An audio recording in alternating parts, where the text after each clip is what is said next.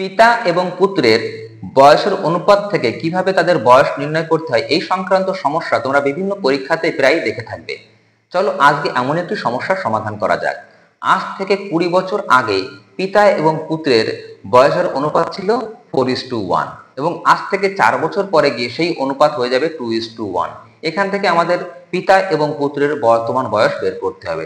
দেখো এখানে দুটি সময়ের উল্লেখ আছে, একটি হচ্ছে আজ থেকে 20 বছর আগে এবং একটি হচ্ছে 4 বছর পরে। 20 বছর আগে তাদের বয়সের অনুপাত ছিল 4:1 এবং আজ থেকে 4 বছর পরে সেই অনুপাত হয়ে যাবে 2:1। ধরে নিলাম যে 20 বছর আগে পিতার বয়স ছিল 4x বছর এবং পুত্রের বয়স ছিল x বছর। এই 20 বছর আগে এবং আজ থেকে 4 বছর পরে এই দুটি সময়ের মধ্যে পার্থক্য কত বছরের?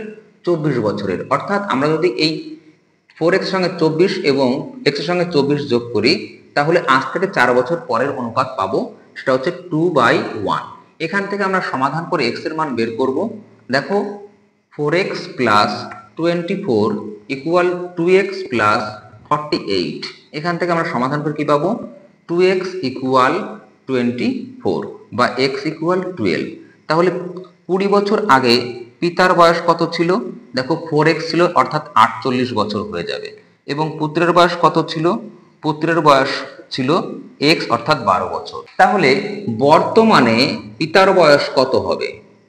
বর্তমানে পিতার বয়স হবে, আগে ছিল 48 আরো 20 বছর বেড়ে গিয়ে হয়ে যাবে 68 বছর।